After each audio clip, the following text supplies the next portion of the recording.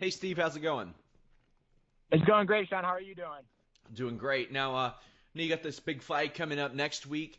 You've been with Bellator kind of for 2.5 years, but you had a World Series of Fighting fight kind of in the middle of that. How did that come about? Well, I had my debut with Bellator January of 2015, where I fought Jonathan Rivera. I knocked him out in the second round. They turned it around, gave me Ian Butler. I knocked him out in the first round, and then I didn't hear from anyone. I had no idea why I didn't hear from anyone. It was a really frustrating time because that was the time where I really needed to hear from someone from Bellator. I was undefeated. I had all finishes, 2 knockouts in a row for them.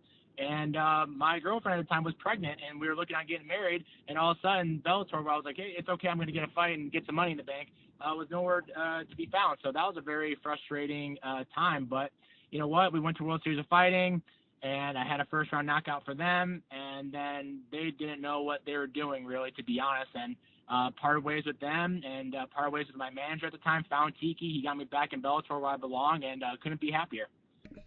So is the relationship was that something that you had worried about with Bellator since they didn't give you a call back? How did they react to you moving on to World Series of Fighting? I don't know. Honestly, I just whoever is in charge of that just hasn't really been in touch with me and said anything about it.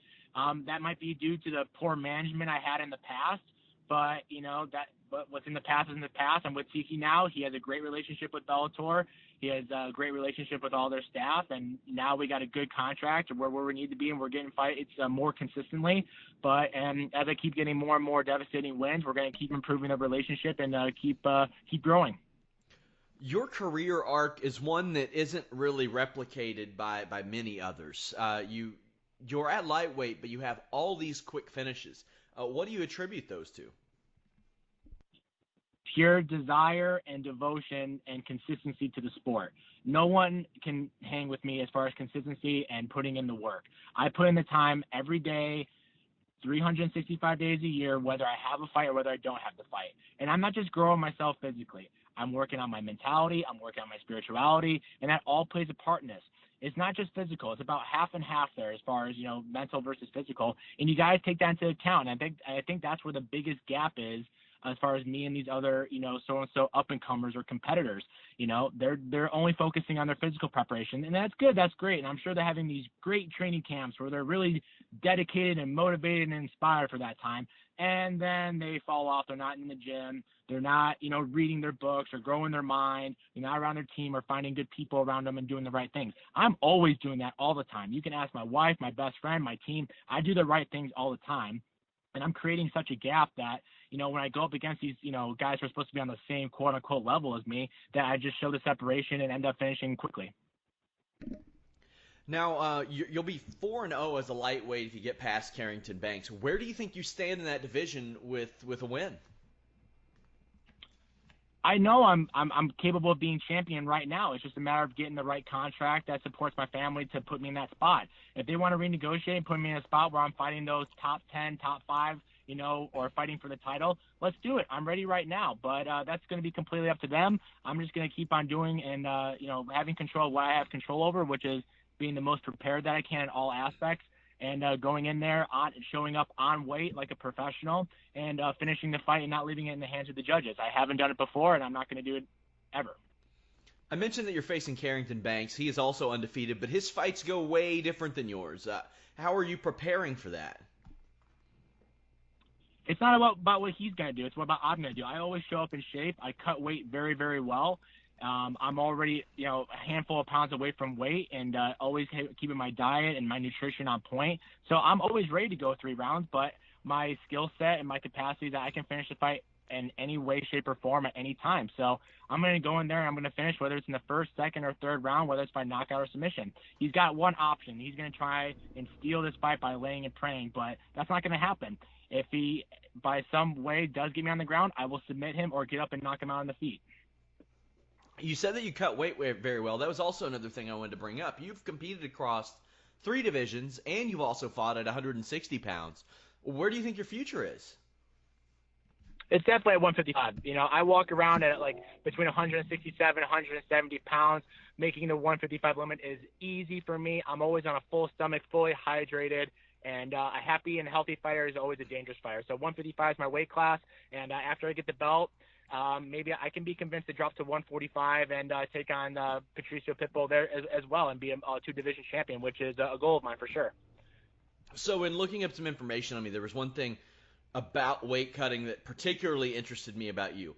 You fought across those 3 weight divisions, but you did it in less than 7 months, and it wasn't like welterweight, lightweight, featherweight, or reverse. It was featherweight, then to welterweight, then to lightweight. What was that like during that pretty much 7-month period? It was just doing what I had to do to get the fights that I needed to get. I mean, when you're up and coming in the sport, you take what fights you can get, and during that time, it was hard getting fights. So, just like now, I'm open to all comers in all weight divisions. Just again, give me a name, give me a date, give me a weight class. I will show up on that date, on weight, and I will finish the fight. Now, since you came into Bellator in January of 2015, Bellator is really up to signing high-profile free agents. Are you ever maybe concerned that your opportunities might get bypassed over somebody who is coming in with a bigger name, even though maybe you've earned that? Absolutely not, because again, you got to really decide what's in your control and what's out of your control.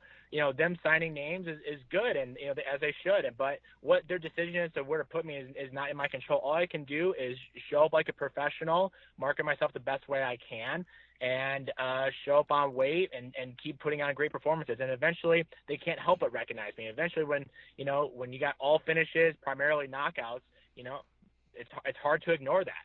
And I'll keep getting on the mic and telling them, hey, I'm here, I'm ready, give me anyone you want, just don't give me anyone you want to lose. I know primarily early in your career you fought in California and you fought in Illinois, but this is going to be in Oklahoma. Will that change anything? I know that you've stepped out of California over the last couple of years, so it's probably not that much of adjustment. But was it an adjustment when you did it?